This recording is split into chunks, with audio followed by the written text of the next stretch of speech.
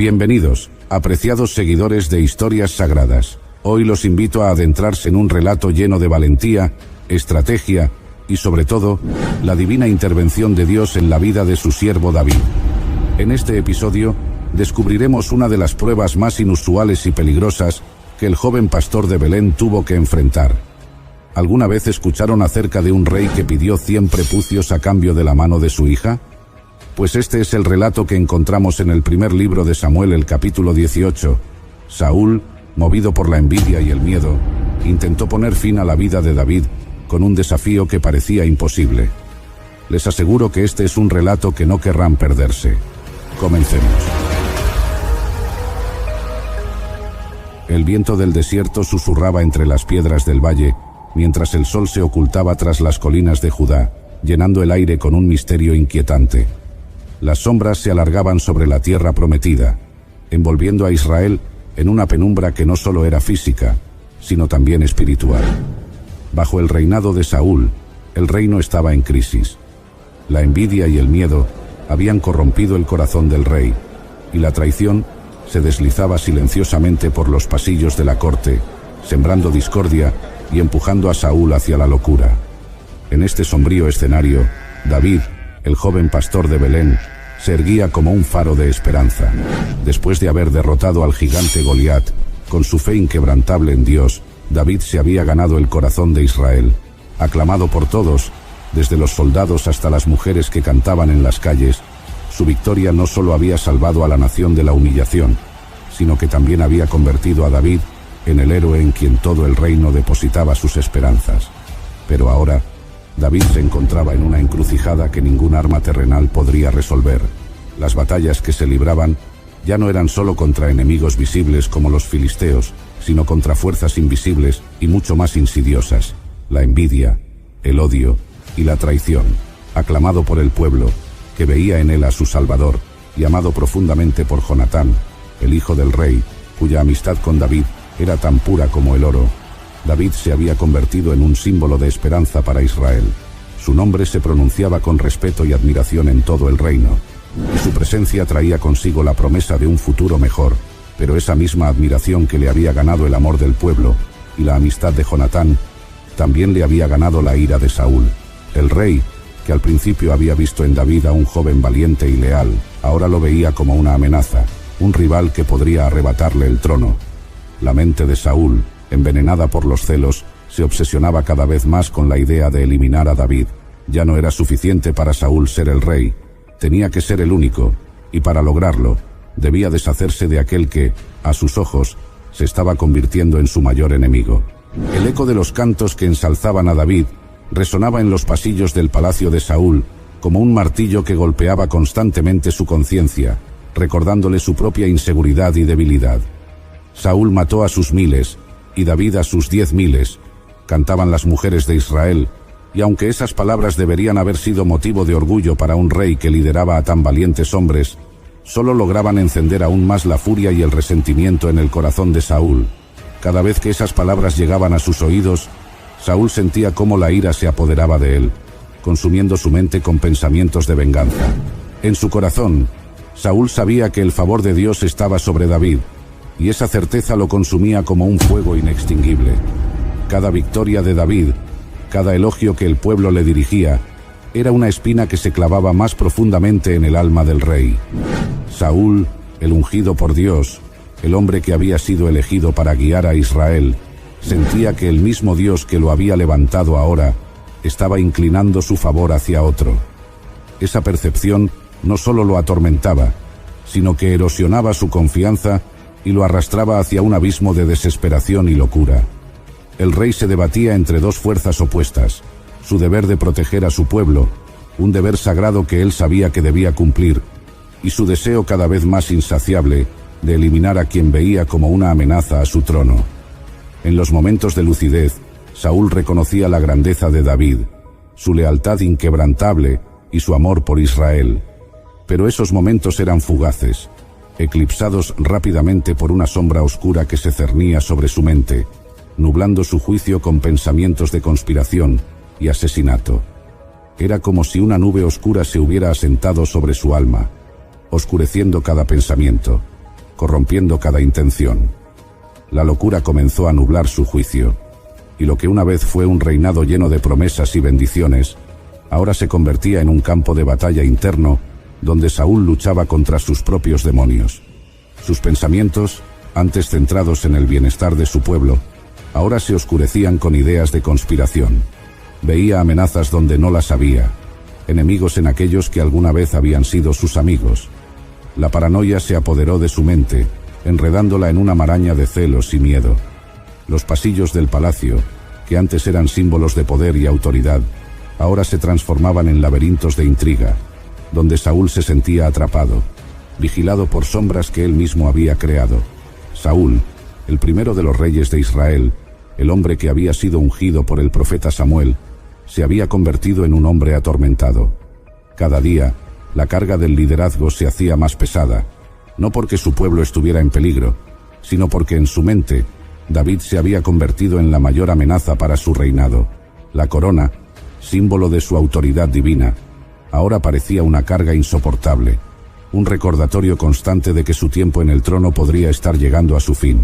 Fue en medio de esta tormenta interna, en la oscuridad de una mente que ya no podía distinguir la realidad de las sombras, que Saúl concibió un plan tan astuto como mortal. Sabía que no podía matar a David abiertamente. Eso habría desatado la furia del pueblo, que amaba a David, y quizá hasta la ira de Dios, que parecía haber puesto su mano sobre el joven pastor. Saúl no era ajeno a la voz del pueblo, y sabía que cualquier movimiento imprudente podría volverse en su contra. El rey, astuto en su desesperación, entendió que debía actuar con la sutileza de una serpiente. Pero, ¿y si David cayera en batalla? ¿Y si la mano del enemigo, esa mano que Saúl había visto derrotada tantas veces por David, fuera la que finalmente acabara con su vida?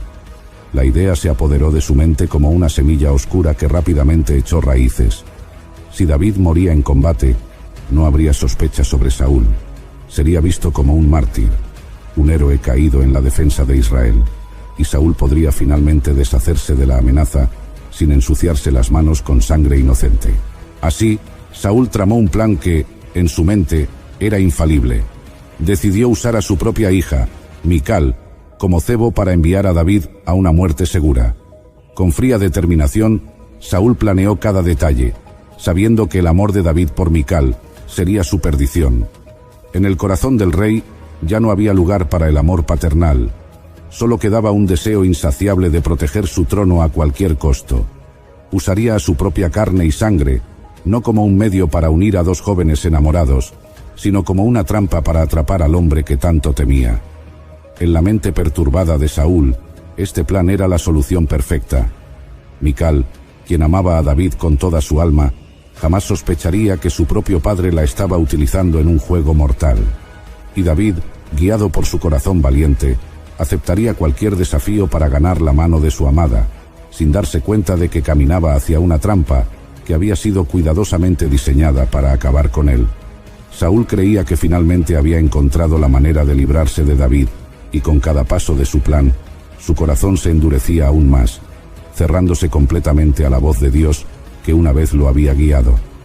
Mical, la hija menor de Saúl, había observado a David con ojos llenos de admiración desde la primera vez que lo vio regresar victorioso de la batalla contra los filisteos.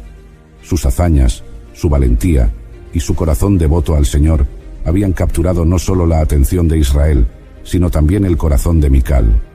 Para ella, David no era solo un héroe, era el hombre en quien veía reflejados todos sus sueños, el guerrero que, con su fe y su fuerza, podía proteger y guiar a Israel hacia un futuro glorioso. Cada vez que Mical pensaba en él, su corazón palpitaba con un amor profundo y sincero, un amor que Saúl, su padre, conocía bien. Saúl, en su astucia fría y calculadora, veía en los sentimientos de su hija no una bendición, sino una oportunidad. Como rey, tenía el poder absoluto de decidir el destino de sus hijos, y ahora planeaba utilizar ese poder para librarse de David de una vez por todas. Sabía que Mical era el cebo perfecto. Su amor por David era tan evidente que David, impulsado por el deseo de unirse a ella en matrimonio, aceptaría cualquier desafío. Y así, con el corazón endurecido por la envidia, Saúl envió a sus mensajeros a David con una oferta que parecía tan generosa como peligrosa. Los mensajeros llegaron a David con palabras cuidadosamente elegidas, envolviendo la trampa en un manto de honor y valentía. «El rey Saúl», dijeron con voz solemne, «te ofrece la mano de su hija, Mical, en matrimonio. Pero no es oro ni riquezas lo que el rey pide como dote, sino un acto de gran valor. El rey desea 100 prepucios de los filisteos, esos enemigos de Israel, como precio de la boda». El mensaje era claro y letal. Saúl no pedía una simple muestra de riqueza o poder, como era costumbre en los matrimonios reales. No, él exigía un precio en sangre, un tributo que solo podía ser pagado a través de un peligroso enfrentamiento con los más fieros enemigos de Israel. La dote no era solo una prueba de valor, era un desafío que tenía como propósito enviar a David a su muerte. 100 prepucios de los filisteos significaban 100 vidas arrebatadas, 100 batallas libradas con un enemigo despiadado, que no perdonaría ni al más valiente de los guerreros. David, al recibir este mensaje, pudo sentir el peso del desafío que se le imponía. Conocía bien el peligro que esto implicaba. Los filisteos no eran solo un pueblo enemigo, eran guerreros temibles, entrenados desde su juventud en el arte de la guerra, con corazones endurecidos por siglos de batallas. Penetrar en su territorio, enfrentarse a ellos y regresar con semejante tributo era casi una sentencia de muerte, una misión suicida que ningún hombre en su sano juicio aceptaría. Pero David no era un hombre común. Desde joven había aprendido a confiar en el Dios de Israel, el mismo Dios que lo había guiado cuando enfrentó a Goliat con nada más que una honda y 5 piedras. David sabía que su fuerza no venía de su destreza en la batalla, sino del Señor de los ejércitos, el Dios que había prometido estar con él en cada paso de su camino. Además, el amor que sentía por Mical no podía ser ignorado. Para David, aceptar este desafío no era solo una cuestión de orgullo o valentía, era una expresión de su amor y su fe, una prueba de que confiaba en que el Señor guiaría su mano, incluso en las circunstancias más peligrosas. Decidido, sin mostrar temor alguno, David reunió a sus hombres más valientes, aquellos que habían luchado junto a él en las batallas más difíciles, hombres que, como él, confiaban en la protección divina y en la justicia de su causa. Juntos partieron hacia el territorio filisteo, con la convicción de que la misión que emprendían, aunque peligrosa, estaba bajo la bendición del Dios de Israel. Cada paso que daban estaba cargado de tensión, pues sabían que se adentraban en la boca del lobo. El silencio del desierto, que normalmente ofrecía un respiro en medio del calor y la fatiga, ahora era opresivo. Solo era roto por el crujido de sus sandalias sobre la arena y el sonido distante de las aves de rapiña, siempre atentas a la posibilidad de un banquete de carne humana. El aire seco y polvoriento parecía contener la respiración, esperando el desenlace de la misión. Los hombres de David, aunque curtidos por las batallas, sentían en sus corazones la gravedad de lo que estaban a punto de hacer. Sabían que su líder, el hombre que había enfrentado gigantes y derrotado ejércitos, estaba emprendiendo una misión suicida. Pero también sabían algo más. El favor de Dios reposaba sobre él. Habían visto a David salir victorioso de situaciones imposibles, y eso les daba valor para seguir adelante, confiando en que el Dios de Israel, que había guiado a su pueblo a través del desierto y les había dado la victoria contra enemigos más grandes, haría lo mismo una vez más. Con el corazón lleno de determinación y la mirada fija en su objetivo, David y sus hombres se prepararon para enfrentar el desafío que el rey Saúl había puesto ante ellos. Aunque el peligro era inminente y la muerte parecía segura, David caminaba con la confianza de alguien que sabía que su vida estaba en manos de Dios y que, si era su voluntad, regresaría victorioso para reclamar la mano de Mical y demostrar una vez más que el Señor nunca abandona a aquellos que confían en Él. Penetrar en el territorio enemigo requería no solo fuerza, sino también una astucia sin igual. Los filisteos no eran un enemigo cualquiera, eran guerreros curtidos por generaciones de conflicto, expertos en la guerra y despiadados en combate. David sabía que enfrentarlos de frente sería un suicidio, así que, antes de partir, planeó cuidadosamente cada movimiento, utilizando todo su ingenio y la experiencia acumulada en sus años como guerrero. Él entendía que la victoria no sería fruto solo de la fuerza bruta, sino de la estrategia, la sorpresa y la confianza en el Señor que lo había guiado hasta ese momento. David y sus hombres avanzaron con cautela, moviéndose como sombras a través del desierto, buscando siempre la ventaja que el terreno les pudiera ofrecer. Las montañas y valles de la región, con su terreno accidentado y sus oscuros recovecos, se convirtieron en aliados de David, protegiéndolos del ojo vigilante de los filisteos. Cuando la noche cayó y la oscuridad envolvió la tierra, David decidió que era el momento de atacar. Sabía que la noche sería su mejor aliada, pues en la penumbra los sentidos se vuelven más agudos, pero también más vulnerables a la sorpresa. David planeó cuidadosamente las emboscadas, eligiendo lugares donde el terreno les daría una ventaja decisiva. Atacaron pequeños grupos de guerreros filisteos, evitando los campamentos grandes y bien fortificados. Estos ataques relámpago, rápidos y letales, se libraron con la precisión de un maestro estratega.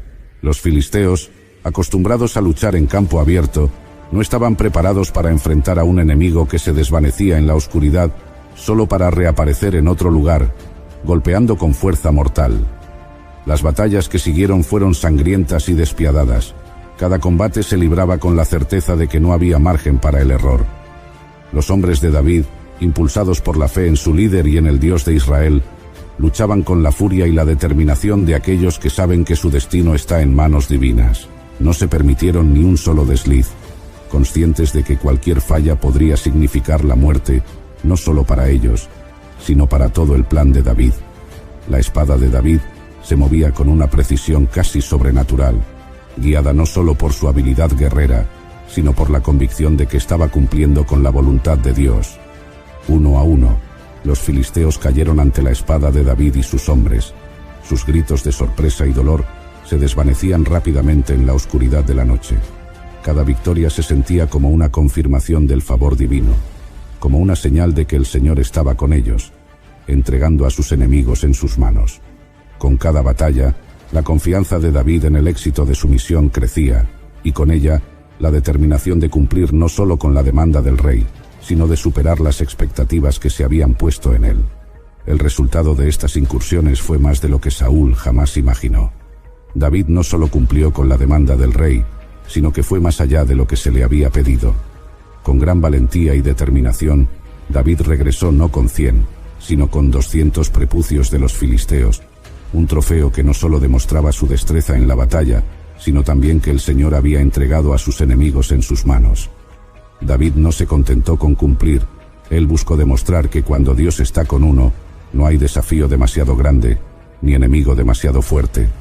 Cuando David se presentó ante el rey Saúl, llevando la dote que se le había solicitado, el asombro inundó el rostro de los cortesanos. Aquellos que conocían bien las intenciones de Saúl quedaron perplejos, preguntándose cómo era posible que David hubiera logrado semejante hazaña. Saúl, quien había planeado la muerte de David con este desafío, se vio obligado a cumplir su palabra y entregar a Mical en matrimonio. Pero mientras los presentes celebraban la valentía de David, en el corazón de Saúl solo crecía el odio y el temor. El rey sabía que David era más que un guerrero. Era el elegido de Dios, y eso lo aterraba. Saúl comprendió que no importaba cuántas trampas tendiera, ni cuántos planes urdiera, la mano de Dios estaba sobre David, y eso lo convertía en un rival que no podía derrotar por medios humanos. Cada victoria de David era un recordatorio de que Dios había apartado a Saúl, y que su tiempo en el trono estaba llegando a su fin. Este episodio, tan lleno de intriga, valor y la mano guiadora de Dios, no solo es un testimonio de la protección divina sobre David, sino también un recordatorio de que los planes de los malvados nunca podrán prevalecer contra aquellos que caminan bajo la sombra del Todopoderoso. Saúl intentó deshacerse de David, pero en su intento solo logró reforzar la posición del joven guerrero y acercarlo aún más al trono que eventualmente ocuparía. En su intento de destruirlo, Saúl solo había asegurado que la voluntad de Dios se cumpliera. Y así, David, quien alguna vez fue un simple pastor de ovejas, comenzó a tomar su lugar como el futuro rey de Israel, protegido y guiado por la mano poderosa de Dios, a pesar de los intentos de su mayor enemigo. David sabía que su vida no estaba en manos de hombres, sino en las del Señor, y con cada desafío superado, se acercaba un paso más al destino que Dios había trazado para él. Ser el rey conforme al corazón de Dios, el hombre que guiaría a Israel a una era de gloria y paz. El sol se alzaba majestuosamente sobre el campamento de Israel. Sus rayos dorados iluminaban las tiendas y las armas de los soldados, reflejando un brillo de esperanza en cada rostro. Allí, en medio de la multitud, me encontraba yo, Samuel, el juez elegido por Dios, rodeado por mi pueblo, preparando nuestras almas y corazones para el enfrentamiento crucial contra los filisteos. La tensión era palpable en el aire. Sabíamos que esta batalla determinaría el destino de nuestra nación. Alzando mis brazos hacia el cielo, clamé al Señor con fervor, suplicando por su intervención divina, y entonces los filisteos llegaron para pelear, y luego ocurrió lo inesperado. Pero déjenme contarles desde el principio. Mi nombre es Samuel, el juez recto, y esta es mi historia. Nací en un tiempo en que Israel se encontraba en una profunda crisis espiritual. Desde mi temprana infancia, mi vida estuvo destinada al servicio de Dios. A la edad de 3 años, fui llevado al tabernáculo en Silo y entregado al sacerdote Elí para que me criara y me enseñara los caminos del Señor. Recuerdo cómo me aferré a la mano de mi madre, sintiendo el peso de la responsabilidad que me esperaba. Aunque era pequeño, entendía que estaba siendo dedicado a algo mucho más grande que yo mismo. Crecí bajo la tutela de Elí, aprendiendo los deberes del sacerdocio y sirviendo en el tabernáculo con una devoción inquebrantable. Vestido con un pequeño efod de lino, caminaba por los atrios sagrados, asistiendo en las tareas diarias y observando atentamente cada detalle de la adoración y el sacrificio. El templo estaba siempre lleno de actividad y reverencia, y cada día me adentraba más en los misterios y las enseñanzas de nuestra fe. Recuerdo el olor del incienso, el sonido de los cánticos y las oraciones que llenaban el aire. Cada día era una lección de humildad y servicio, y cada acto de adoración me acercaba más a Dios. Mi niñez fue poco común. A pesar de ser solo un niño, mi devoción y amor por el Señor eran evidentes para todos. Mientras los hijos de Elí, Ofni y Finés, se desviaban y cometían grandes pecados contra Dios y el pueblo, yo me mantenía fiel, buscando siempre agradar al Señor en todo lo que hacía. Observaba con tristeza las acciones de Ofni y Finés, sabiendo que sus comportamientos traerían juicios sobre la casa de Elí. Sin embargo, me concentraba en mis deberes, confiando en que Dios tenía un propósito para mí. Los días en el tabernáculo estaban llenos de tareas y rituales que realicé con devoción. Observaba con atención cómo se realizaban los sacrificios y cómo se llevaban a cabo las ceremonias sagradas.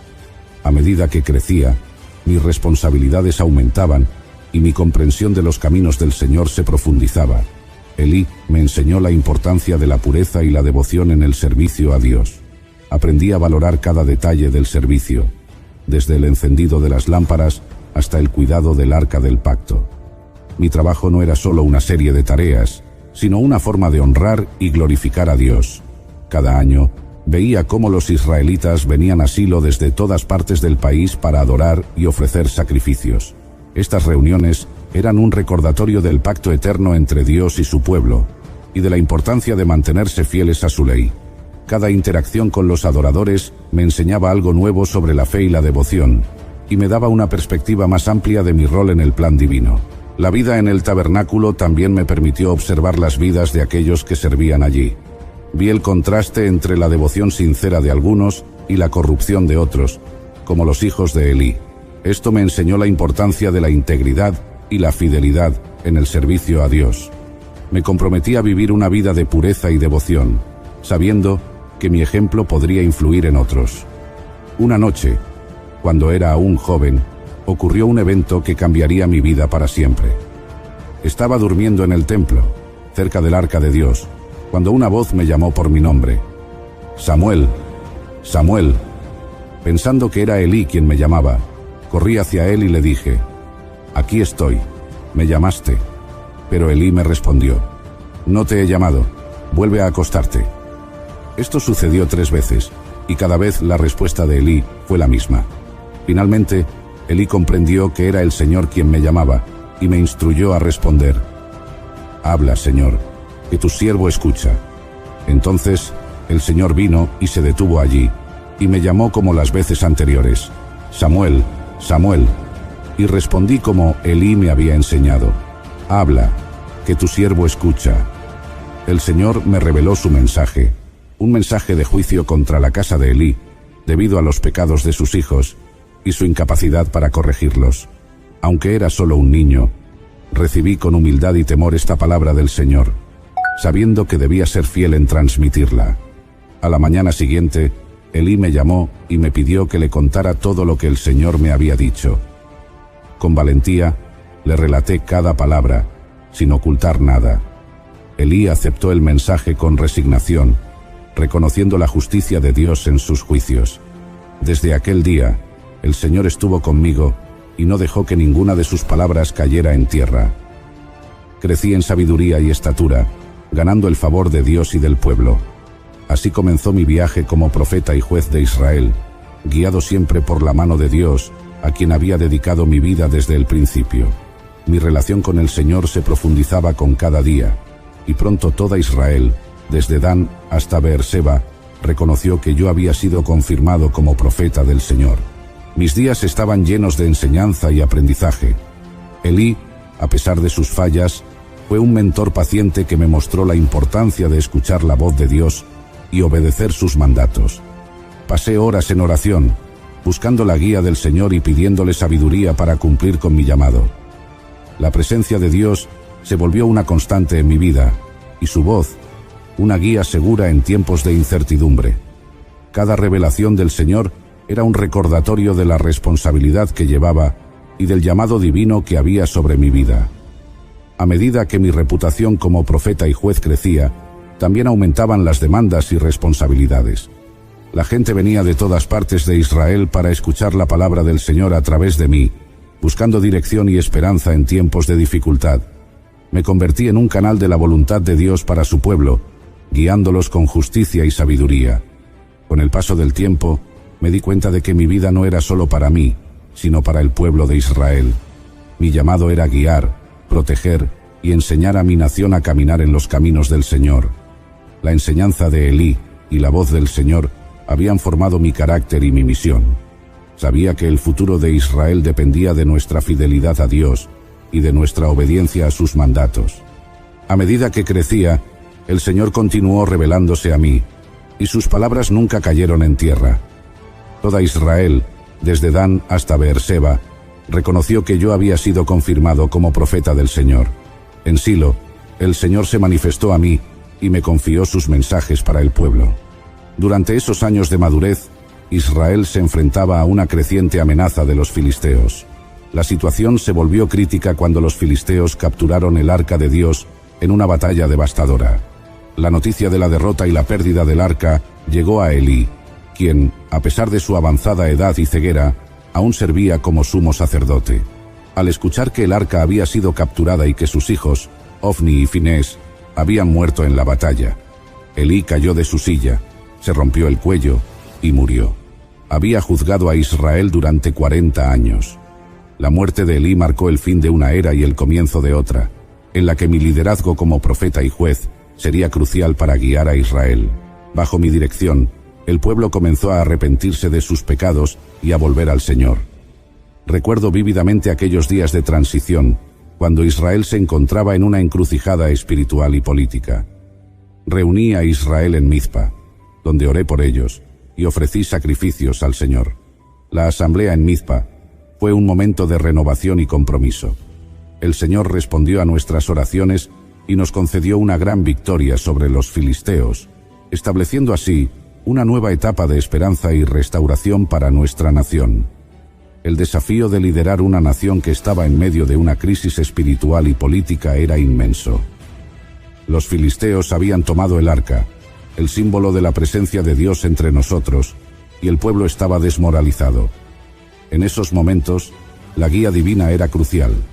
Pasé muchas noches en oración, pidiendo sabiduría y fortaleza para guiar a Israel. Las palabras del Señor me daban consuelo y dirección, y su presencia constante me recordaba que no estaba solo en esta misión. Después de la muerte de Elí, la situación en Israel era desoladora. La captura del arca por los filisteos y la derrota en la batalla habían dejado al pueblo en un estado de desesperanza. Sin embargo, el Señor no había abandonado a su pueblo y me llamó a liderarles en este tiempo de crisis. Con determinación, comencé el proceso de restauración, llamando a todos los israelitas a arrepentirse de sus pecados y abandonar los ídolos que habían adoptado. Les insté a que se volvieran al Señor con todo su corazón, quitando los dioses ajenos y a Astarté, y sirviendo solo al Señor. El pueblo respondió y se reunió en Mizpa, donde ofrecí sacrificios y oré al Señor en su nombre. Durante la asamblea en Mizpa, los filisteos se enteraron de nuestra reunión y marcharon contra nosotros. El pueblo, temiendo otra derrota, me pidió que no cesara de clamar al Señor por su protección. Mientras ofrecía el sacrificio, el Señor tronó con gran estruendo sobre los filisteos, sembrando el pánico entre ellos y permitiendo a los israelitas derrotarlos completamente. Tras esta victoria, erigí una piedra entre Mizpa y Sen, y la llamé Ebenezer, que significa «Hasta aquí nos ayudó el Señor». Esta piedra se convirtió en un símbolo de la ayuda y fidelidad de Dios hacia su pueblo. La sensación de victoria y la presencia de Dios eran palpables. La esperanza fue restaurada y el pueblo de Israel comenzó a ver la luz en medio de la oscuridad.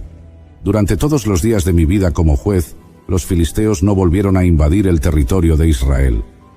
Las ciudades que los filisteos habían tomado fueron restauradas a Israel, y hubo paz entre Israel y los amorreos. Establecí un sistema de justicia itinerante, recorriendo Betel, Gilgal y Mizpa cada año, para juzgar a Israel en cada uno de estos lugares.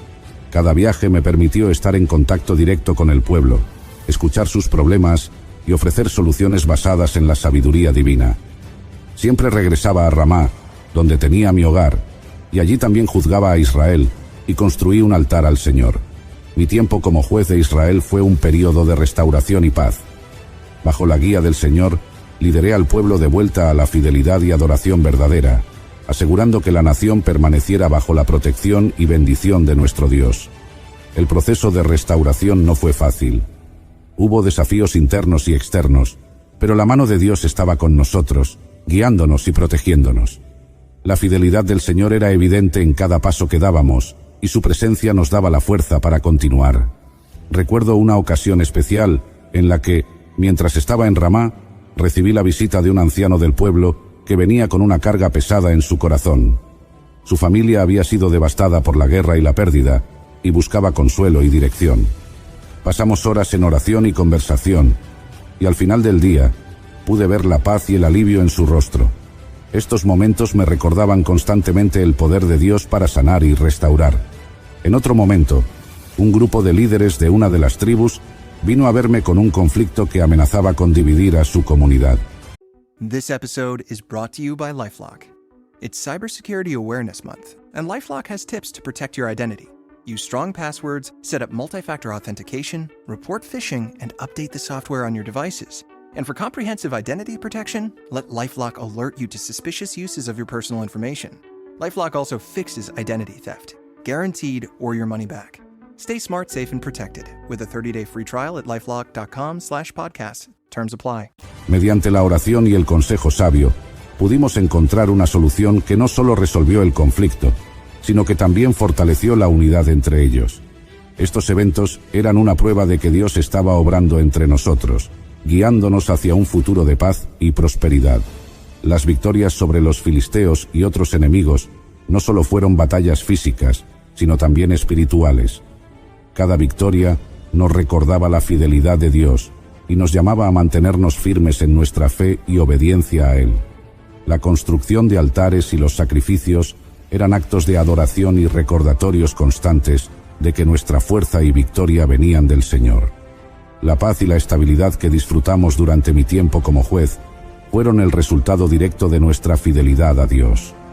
Cada decisión que tomaba, cada juicio que pronunciaba, estaba basado en la guía divina y en el deseo de honrar a Dios en todas las cosas. La justicia y la equidad eran pilares fundamentales en mi liderazgo, y me esforcé por asegurarme de que cada israelita, sin importar su estatus o posición, recibiera un trato justo y equitativo. A lo largo de estos años, vi cómo el pueblo de Israel se transformaba. La idolatría disminuía y la devoción al Señor aumentaba. Las familias se reunían para adorar juntos, las comunidades se fortalecían y la nación entera comenzaba a reflejar los valores y principios de la ley de Dios. Este periodo de restauración y victoria no solo fue un tiempo de paz externa, sino también de renovación espiritual interna. El proceso de restauración también implicó la reconstrucción de relaciones rotas y la sanación de heridas profundas causadas por años de guerra y conflicto. Trabajé incansablemente para fomentar la reconciliación y la unidad entre las tribus de Israel, recordándoles constantemente que eran un solo pueblo bajo el pacto con Dios. La unidad y la cooperación eran esenciales para nuestra supervivencia y prosperidad como nación. A medida que pasaban los años, fui testigo de la transformación de Israel, de una nación sumida en la desesperación a una comunidad vibrante y devota. La fidelidad a Dios y la obediencia a sus mandatos nos habían traído hasta aquí, y sabía que mientras permanecíamos fieles, continuaríamos viendo su mano, obrando poderosamente entre nosotros. Mi liderazgo como juez de Israel continuó por muchos años, y el Señor estuvo siempre a mi lado. Con el tiempo, envejecí y nombré a mis hijos, Joel y Abías, como jueces en Berseba. Sin embargo, ellos no siguieron mis caminos. Se desviaron tras ganancias deshonestas, aceptaron sobornos y pervirtieron la justicia. Esto preocupó mucho al pueblo de Israel. Los ancianos de Israel se reunieron y vinieron a mí en Ramá. Me dijeron: «Tú has envejecido, y tus hijos no siguen tus caminos. Danos un rey para que nos gobierne, como lo tienen todas las naciones». Esto no me agradó, así que oré al Señor. Y el Señor me respondió: «Escucha la voz del pueblo en todo lo que te dicen, porque no te han desechado a ti, sino a mí, para que no reines sobre ellos». Les advertí de las consecuencias de tener un rey, pero insistieron. El Señor entonces me dirigió a ungir a Saúl como el primer rey de Israel. A pesar de la tristeza de ver al pueblo rechazar el gobierno directo de Dios, obedecí sus instrucciones. Ungí a Saúl y lo presenté al pueblo. A partir de ese momento, mi rol como juez comenzó a cambiar, pero mi servicio a Dios y a Israel no terminó. Continué guiando y aconsejando al rey y al pueblo. Lamentablemente, Saúl no siempre obedeció las órdenes de Dios. El Señor me mandó a decirle a Saúl que su reino no perduraría debido a su desobediencia. Luego, el Señor me envió a Belén para ungir a David, el hijo de Isaí, como el futuro rey de Israel. El proceso de ungir a David fue un momento significativo y revelador. Recuerdo llegar a la casa de Isaí y ver a sus hijos alineados, esperando ser seleccionados. Sin embargo, el Señor me guió a elegir al más joven, a quien no habían considerado, el pastor David. Ungí a David en medio de sus hermanos, y desde ese día, el Espíritu del Señor vino poderosamente sobre él. Aunque mi tiempo como juez de Israel llegaba a su fin, mi fe en el Señor y mi compromiso con su pueblo permanecieron firmes. Serví como profeta y consejero, guiando a Israel según la voluntad de Dios hasta el final de mis días. Mis últimos años los pasé viendo el crecimiento de David, el joven pastor que había ungido para ser el futuro rey de Israel. Vi cómo Dios moldeaba su carácter y lo preparaba para liderar a su pueblo. Mi corazón se llenaba de esperanza al ver el futuro de Israel en manos de un hombre conforme al corazón de Dios. En mis últimos días, rodeado por aquellos a quienes había servido y amado, mi oración era que Israel continuara caminando en los caminos del Señor, que mis experiencias y enseñanzas perduraran en las generaciones futuras, recordándoles siempre que el Señor es su refugio y su fuerza. Y así, con el corazón lleno de gratitud y fe, concluí mi viaje terrenal, confiando en que el Dios que me había guiado y sostenido, seguiría guiando a su pueblo hacia un futuro de esperanza y paz. Mi vida ha sido un testimonio del poder y la fidelidad de Dios, demostrando su habilidad para guiar y restaurar a su pueblo, incluso en los momentos más difíciles. Que esta narrativa les inspire a confiar plenamente en el Señor en cada etapa de sus vidas, sabiendo que Él está siempre presente, listo para guiar, proveer y proteger a quienes confían en Él. Así concluye esta majestuosa crónica de Samuel, un relato lleno de milagros, pruebas, rebeliones y redenciones, siempre bajo la guía amorosa y poderosa de nuestro Dios. Agradecemos profundamente que hayan acompañado esta travesía a través de las Escrituras. Si esta historia ha tocado sus corazones y les ha inspirado, les animamos a dejar su me gusta en este video. Su apoyo es fundamental y nos impulsa a seguir creando contenido enriquecedor y edificante. No olviden suscribirse al canal y activar la campana para no perderse ninguna de nuestras próximas historias sagradas, llenas de enseñanzas y esperanza que deseamos sean de gran bendición para ustedes y sus seres queridos. Hasta la próxima. Bendiciones.